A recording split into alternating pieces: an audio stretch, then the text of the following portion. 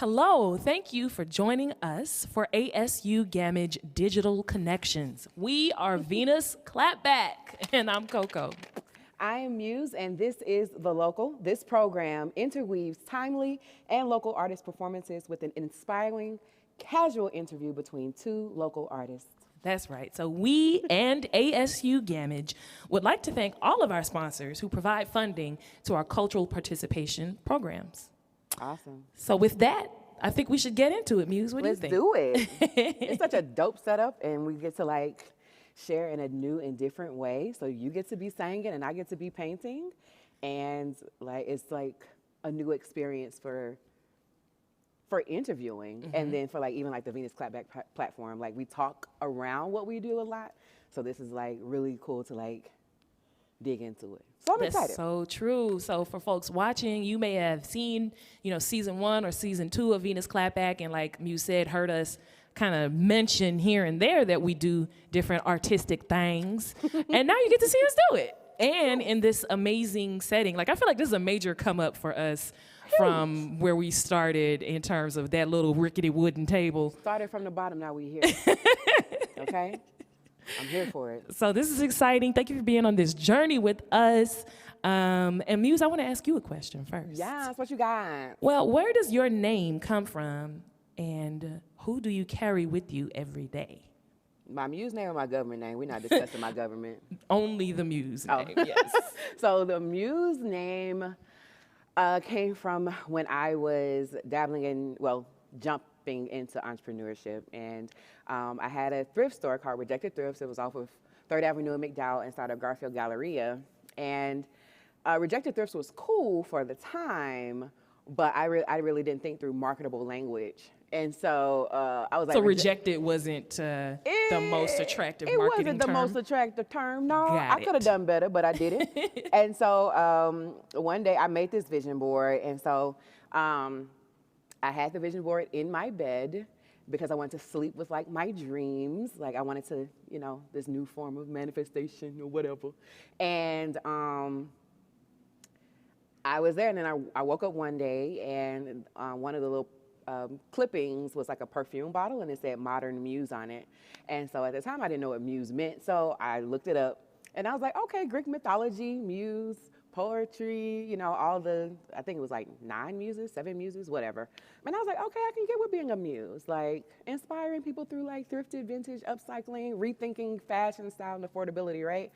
And so then I changed from Rejected Thrifts to Modern Day Muse, and then over time the Muse part just kind of stuck.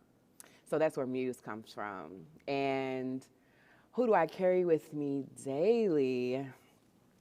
That's a great question. I think that I carry little Muse with me every day, because there were so many things that I felt weird for or different for when I was growing up. And now what I'm doing is all of those little Muse dreams being fulfilled, and now being able to own it and embrace it and be very intentional about what I'm doing. So I feel like it's myself, and then my little self, and then other Black women that I'm inspired by. I carry that all with me all the time. So yeah, what about you? What about me? Well, Coco is a shortened version of my good name. But I think I embrace it because, I don't know, a lot of times, I've been a very serious person ever since I was a child. My mom said she popped me once, and I looked down at where she popped me, and then I looked up at her and said, why would you want to injure me? And she said she never, ever tried to pop me again. And I think for me, part of my journey these days is trying to embrace lightness and levity within me, and find pleasure, and not always feel like everything has to be work, work, work. Yeah. And part of that is embracing my nickname, Coco. I've had a million nicknames, though, through my life. Yeah. But Coco just feels right for who I am right now, and who my music is calling me to be. Come on, too. music. And also when I hear Coco, it makes me think about hot cocoa and brown, the color brown, and textures of brown and black and such shades of essence. So being that I'm very passionate about, you know, blackness, all that feels good too.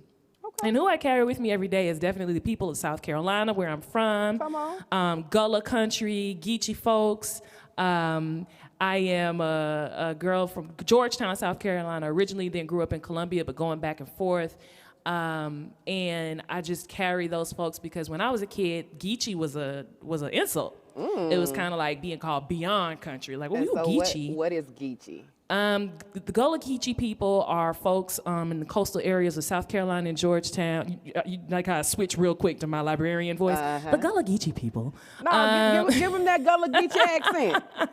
Who on that L? Well, around my way, we are people who are descended from enslaved Africans who were brought to that coastal area. 40% of African Americans, 40% of enslaved African people came through the port of Charleston, South Carolina. Wow. 40%. Like when you think about that, that means that all of us, half of us anyway, almost half of us have roots with people who came through that area and spent some portion of time there. And so, you know, what happened is that, you know, enslaved Africans were the majority of the population in South Carolina and were able to share culture with one another, the various cultures of different West African ethnic groups. And some of that has held on through time, through language, foodways, red rice, fush, all them things we eat, you know, and it's something that for a long time, a lot of us people from South Carolina particularly didn't know was something to be proud of. Yeah. The way that we speak kind of was something that was being taught out of us in public schools, similar to other cultures, similar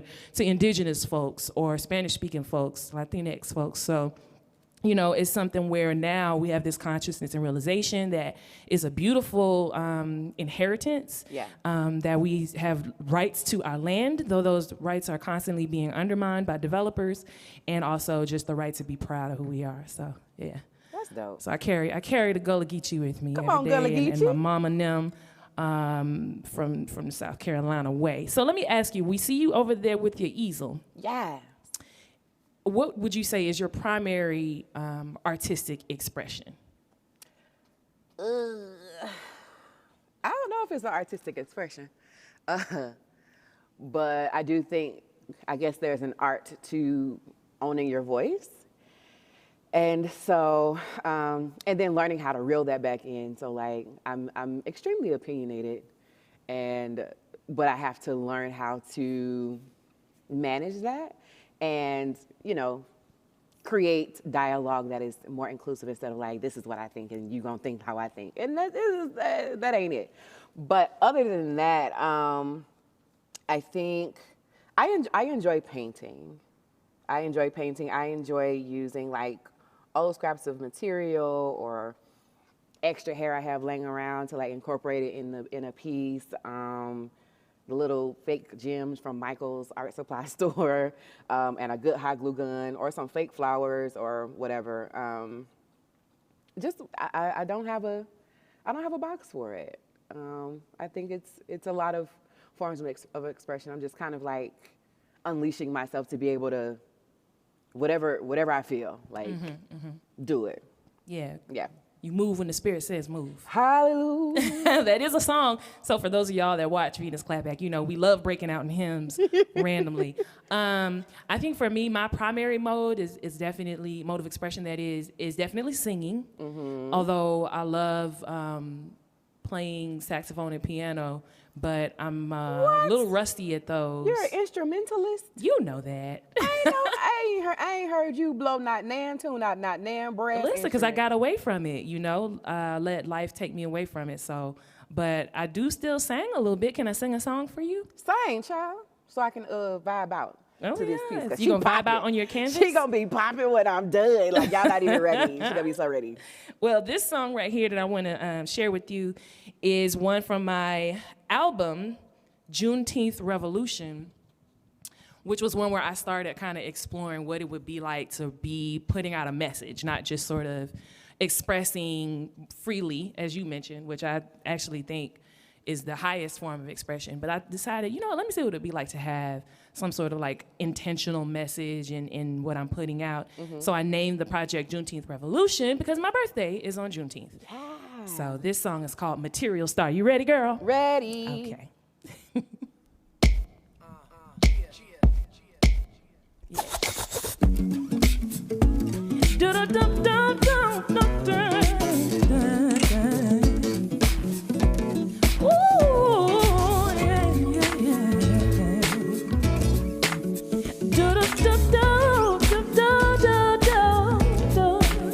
Listen, I was so comfortable, invincible in the life in his world. Couldn't touch me 'cause I was his girl. His crib, his tab, his cards, his cash. So high off money and fame, caught up in the cash game. Suddenly it's not the same. Oh, no, no. I thought I had it all. Money, cars, buying out the bar. I was a material star. Oh, I couldn't tell me shh. That's why we split. Now I'm all alone, missing air. Oh, no, no, no. You got to know it's true. Money can't buy love for you. Some say that it's tough to choose, but love's too good to lose. Yeah, yeah, I know my love will stay, even if I got bills to pay. Tell me, do you feel the same? 'Cause love can heal your pain. People can try, but it's no fun living a lie. Thought I had it all. Money, cars, buying out the bar. Was a material star.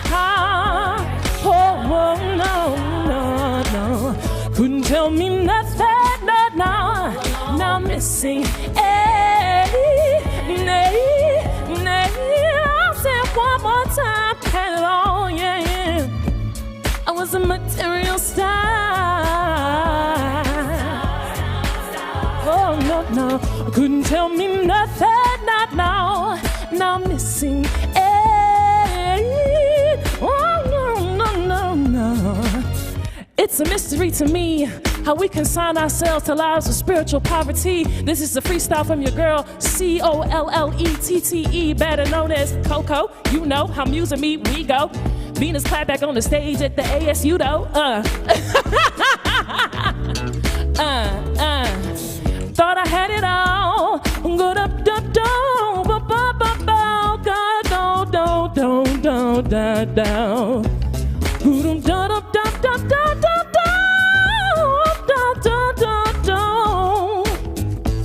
Let it heal your soul.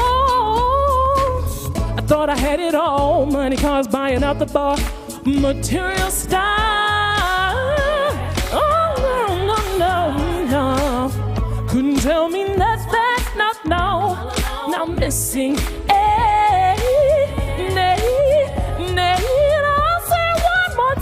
had it all, yeah. I was a material star.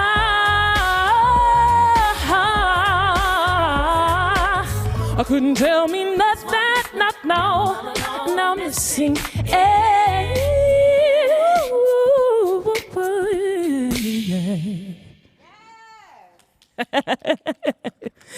Thank you, Muse. Oh my goodness, I actually did that one as a duet. Can I tell you a little bit more about it? I duetted with Akil Dasan. A lot of people might remember when he was featured on Humans of New York. Okay. He's an amazing, spiritual, talented brother from Philly, so shout out to Akil Dasan. Nice. But enough about you, Akil. I want to talk about you, Muse. Can I ask you another question? Yes, darling. So,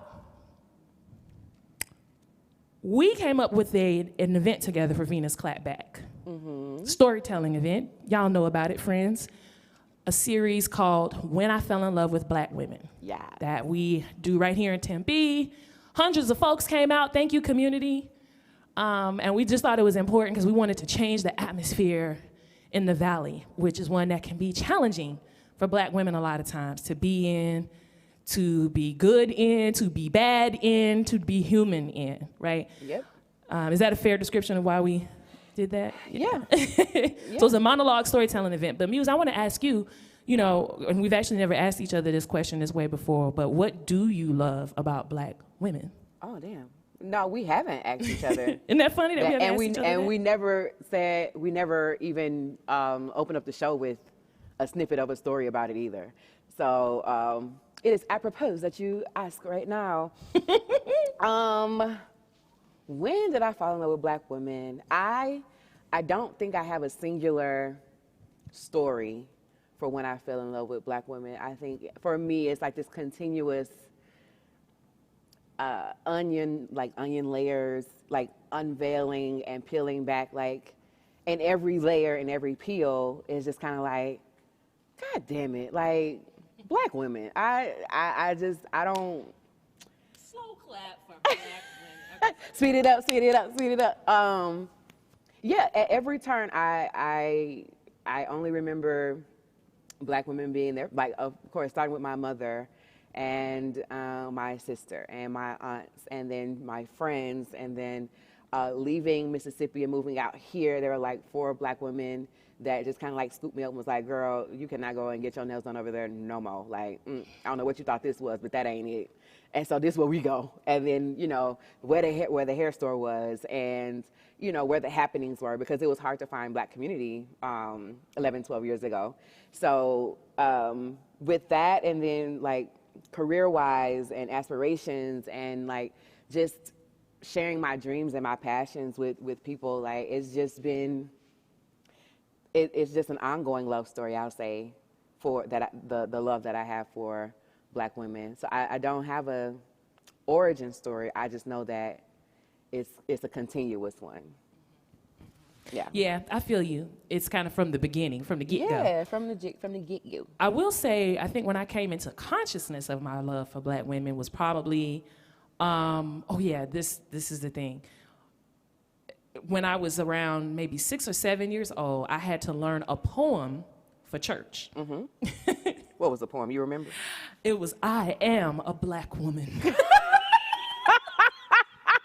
really was, though. What was the rest of it? I don't remember, but this is the part I remember, and this is why I fell in love, because my mom's mentor was a woman named Georgia Elam. Okay. And in Columbia, South Carolina, she opened the first Black-owned preschool, like daycare center. Uh-huh. In like 1970 something, and she was this teacher at C.A. Johnson High School there, which was the Black high school during segregation, and it's just this like venerated, beloved figure. She was also a mentor to Angie Stone, the singer, and like everybody that's from Columbia, South Carolina. And she was sitting there on the front pew looking at me with her legs crossed, and I'm up there doing the poem, and I was like a wallflower when I was a kid. So I'm standing up there like this.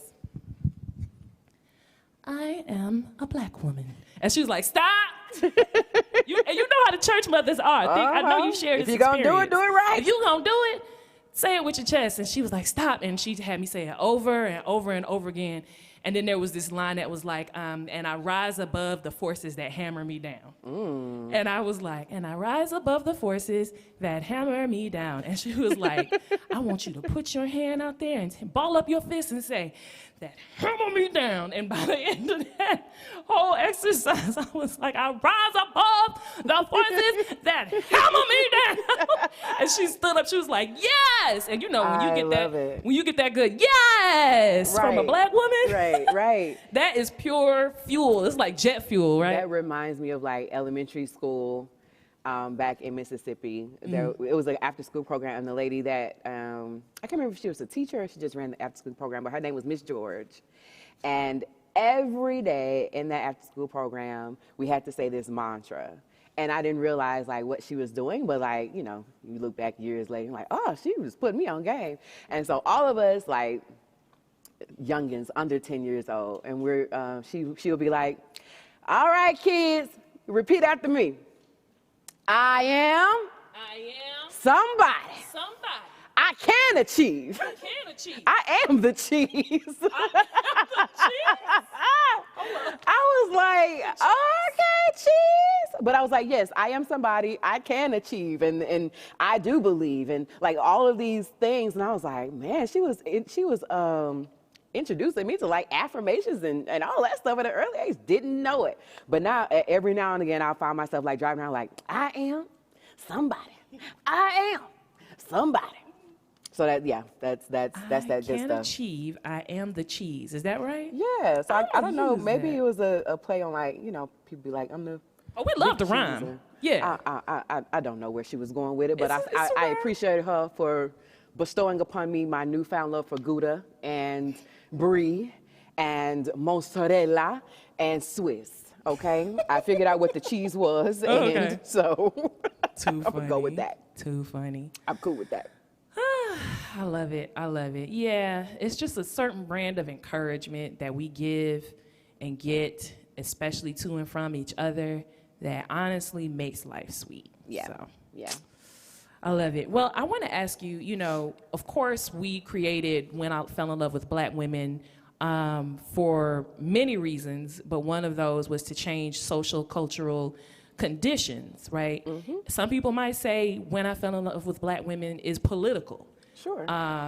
Because anytime you say, the words black or white, people, hairs start standing up on the backs of their necks. Ooh, it's politics. To me, that's always been interesting because those words are not inherently political. Right. They're just identity markers. But they are made political by, the world that we live in. And so do you think that for us as artists who are black, that it is required that we be political in our art? I don't think it's required. I think sometimes it's intentional, and then I think it's unintentional at times. Because as an artist, just thinking through it, being black, being a woman, being an artist, is like sometimes I want my art to just be an opportunity to express myself. And I don't want to put on I just want to be an artist. Like sometimes you want to run away from being a woman, sometimes you want to run away from being black, and I just want to create stuff. I don't want it to be labeled any particular kind of thing. And other times it's like, nah, I think I want this to say something. And so I think it just kind of fluctuates depending on where you're at and what comes out. I think sometimes even just being an artist, you are unintentionally political.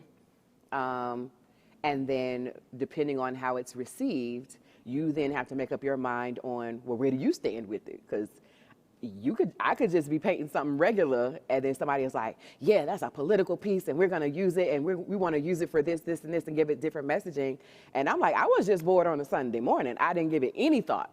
And so now sometimes you have to like hurry up and figure out, well, what was that subconscious reason why you created that piece? And sometimes the answer is really that it was a mindless creation, just to get something out and to get that creative energy out. Yeah. That, I resonate with that. I definitely think that no artist should be required to do any certain thing. Yeah, I for think sure. art is freedom. But I do think that just being in your black skin or Yeah. your brown skin or whatever other identities you may hold, transgender, queer, etc., the fact that this society was set up to center like the feelings and consciousness of white cisgender heterosexual men Come on, vocabulary. means that when you show up, like when you get up in the morning, you're political. Yeah. They just passed legislation in one of the states, I don't know, Florida, Arkansas, Florida House, I think, saying that they're banning transgender children from participating in sports activities, according to their gender. And, it's like, why? Why? Them babies wasn't bothering you? Them babies were not bothering you. And so, I'm sure, like, when you wake up in the morning, you don't feel political, Right. but it becomes, put upon you. Yeah. And I think that's why people get so nervous when you start talking about who you are and being proud of yourself in your identity, for us as black women and for others, because they're not used to a black woman identity being centered. It's like, wait, what is this? Yeah. You know? Or owning it, or being comfortable with putting, voice to it.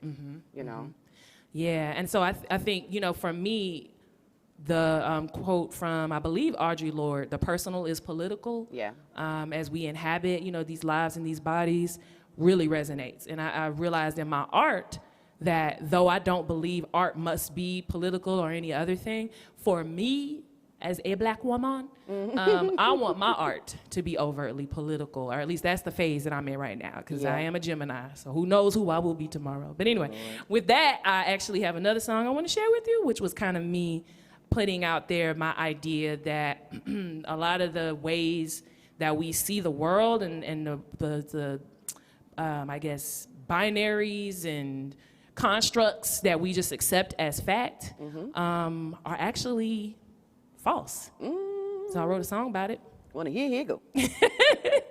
It's called Bad Proposition, and it's never ever been performed anywhere before. So this is a world premiere. Hip hop fans will get that one. And if you like the song, you can check out Colette Music on Bandcamp. But yeah, it's called Bad Proposition. So I'm gonna give it a go.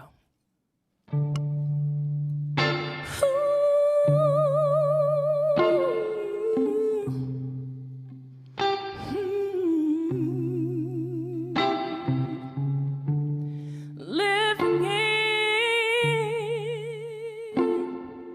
a world of fear, trying to decide who belongs here. See, it's a bad proposition. It's a man-made definition. This world don't belong to one. It belongs to all. It belongs to God. Ooh.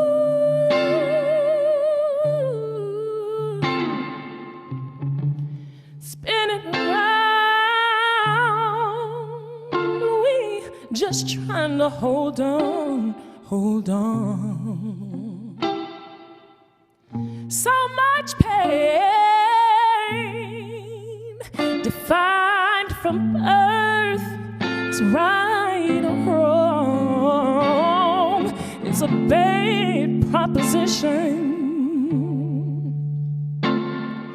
It's a man-made definition. This world don't belong to no one. Not you, not me, for life. Ooh.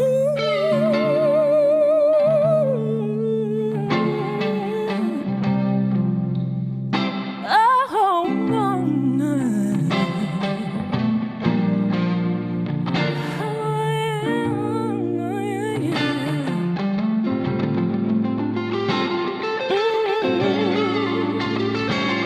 See, we've got currency determining life expectancy, while we're worshiping a binary of most and least.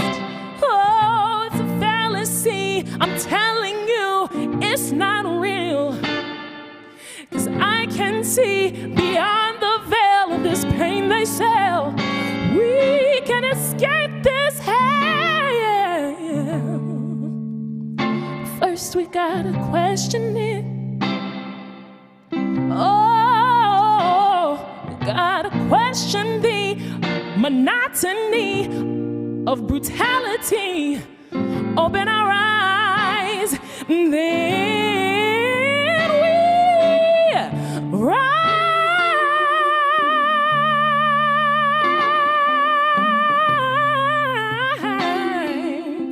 Oh, we rise.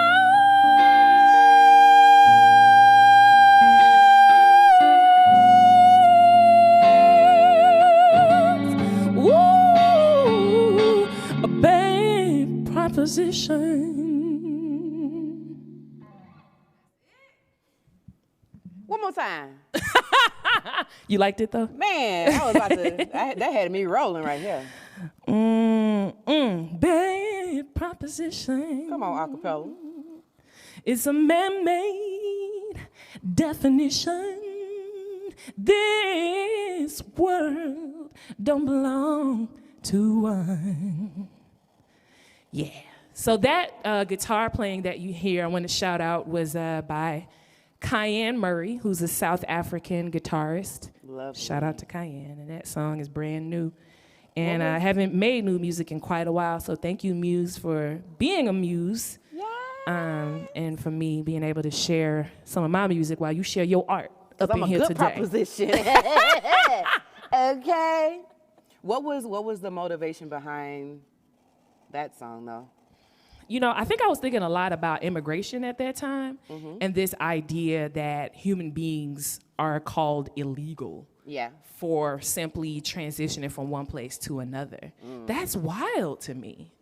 And I know, you know, what happens is the Fox News folks go, they want open borders so that people can come over here and steal your things and attack you. And it's like, bruh, we got plenty of stealing and attacking and killing and undermining and subjugating and oppressing without anybody coming up in this mug, okay? Exactly. And we have since at least 1619. So, you know what I'm saying? It's kind of a anyway, I'm not gonna go too deep down my rabbit hole, but my point is just that people move, man.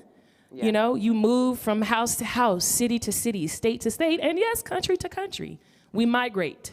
We are humans. We are like many other animals. We migrate, and it shouldn't be that big of a deal. And the fact that we actually put people into, you know, cages of detention, call people illegal and other kinds of really horrific, dehumanizing labels simply because they're engaging in a basic human activity is wild to me. And yet, when you look at the news and when you talk to people, this idea that a border must be enforced by law and force is like assumed as just, that's how it's got to be. Let's start from there, right. And then, you know, people negotiate, quote unquote, from there. Well, what we can allow some people. Well, if you were born here. Well, if your mama was born here. Well, if you had 1 foot over here and you coughed 2 times, and it's just it's kind of a situation of where what if the whole proposition is false? Right. What if the idea that, you know, people can be barred from moving around in such a natural way is a bad proposition. So I think that's what I was thinking about when I wrote that originally. And then the way that my writing process goes is I add and subtract, you know, flip it and reverse it for a while, and I finally get to a final product, sometimes a few minutes later, sometimes a few years later. So, you know, now it has all kinds of meanings for me. Yeah. I'm thinking about the idea that, you know, black folks, we're defined from birth in many ways as some kind of a criminal threat. I'm thinking about the fact that black women are defined as aggressive and angry before we even open our mouths in a room. I'm thinking about so many things as just bad propositions. You know, let's be curious. Let's be curious about each other. Yeah, I rocks with that. Yeah. Yeah, I think it's something to be said when people lack imagination, and even when talking about like the borders and then defunding police and all that kind of stuff, like people are afraid to dream up a new world, and that's scary. You know, like you don't have to be policed. You know that, right? Like you don't have to be like feel like you're walking around on eggshells just to live a decent life. We don't have to live that way, but it's so ingrained as part of American culture that no, you need to be. Some of y'all need to be oppressed. Like that's how we do things, and we're not looking to change that. So I'm gonna need y'all to do something else, protest about something else. Word. You know, I know we probably coming up to the end of our time here, but you just said a whole word. Like it's a situation of where police did not always exist. Yeah. You know, and a lot of this stuff gets reinforced in the Christian church context, which I grew up in the black church. I get it, but if you want to, you know, talk about it in that context, the Bible didn't say, you know, and on the first day he stepped back at the world and it was good, and the police kept it in order. Like the police did not exist in the book of Genesis. The police have not always existed, and they won't always exist. So many things that we've created won't always exist. But in this time, we use those so-called institutions as excuses to hurt and harm people who really, you know, are just trying to live in their skin. And the truth of the matter is, if Jesus was alive today, a lot of a lot of the Christian folk who are talking about what's Christian like and what's this and that and the third, they would still stone him if he was to be here. Like, Jesus they would was get Jesus kicking up it with with the homies in them. Like, he was not prestige and pristine and well put together. Like, he was kicking it with the prostitutes and the, you know, whatever. It's like, those were his people. And so for Christians to now have the ability to dream up a new Jesus, but can't dream up a new way to like exist is amazing to me. Yeah. We gotta, you know, check our impulse to control and harm each other. But you know, we could go on about this all day. Sure can. So before we do that, I think we better probably adhere to what ASU Gamage has asked us to do. I mean, I didn't see a palette, so I don't think they expect us to stay all night. But they have been so welcoming, and I do want to say a huge thanks to ASU Gamage, Digital Connections, to the local. This series is incredible. I watched some of the previous episodes. Sean Avery is a great friend of ours, and some other folks, and it's just really an honor to be here today. And I think the last thing I just want to ask you, Muse, is what's next for you right now, and how can people continue to follow you? What's next for me? Well, there are a lot of things on the horizon, but you can follow me on Instagram, Facebook at Muse Tees Prints. I went from painting to like doing digital illustration during the pandemic, during the pepperoni, the Panama City, and so that's where my artwork lives. Of course, you can find us on Venus Clapback on all platforms, and yeah, I think that's it. Okay. Yeah, that's it. That's all. And for me, you can find my musical stuff at ColetteMusic.com, COLLETTE. Or you can just follow me at Colette Watson. And I believe that's on the screen, but that is my Instagram handle. Yeah. So this was fun. This was very fun. I could get used to this. This was very fun. And I'm kind of sad. I'm gonna have to figure out a way to post the finished piece. Can people buy it? Or can you make it like an auction when you post it? Oh, you can always buy art, shit. It's always a good time to get an art piece, okay? Get your hustle on. You know? But yeah, it'll be made available once I finish it. I'm almost done with it. I just need to outline it one more time. But yeah. Sweet. Well, to everyone watching, we truly appreciate all your support over the years of the Venus Clapback podcast, which you can learn about at venusclapback.com. Thank you for watching ASU Gamage Digital Connections. We are Venus Clapback. Yes. I'm Coco. I am your Muse. And this is The Local. We out.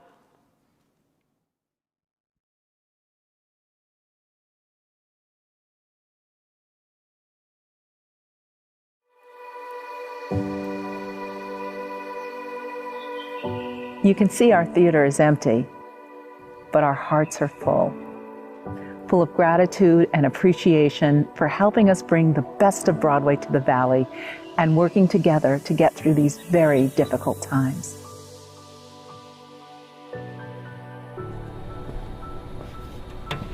I know you're all aware of COVID-19 and the impact it has had on culture across the country, and in particular, the impact it has had on Broadway and the road. And ASU Gamage is one of the stars of the road. It has been particularly difficult as we look at tours being closed down. I've come here to ask for your help. You know arts organizations are struggling and many will not make it. In fact, 14,000 arts organizations will close their doors. ASU Gamage cannot survive without your help.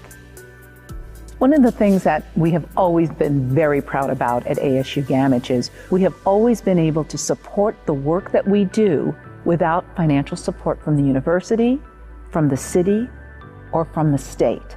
Touring Broadway is not only integral to ASU Gamage, but financially, it makes up 80% of our budget. So it is critical that we have you as our major supporters. It is critical that many of you have reached out beyond ticket sales and provided support as donors. We have been very fortunate and very frugal in having emergency funds.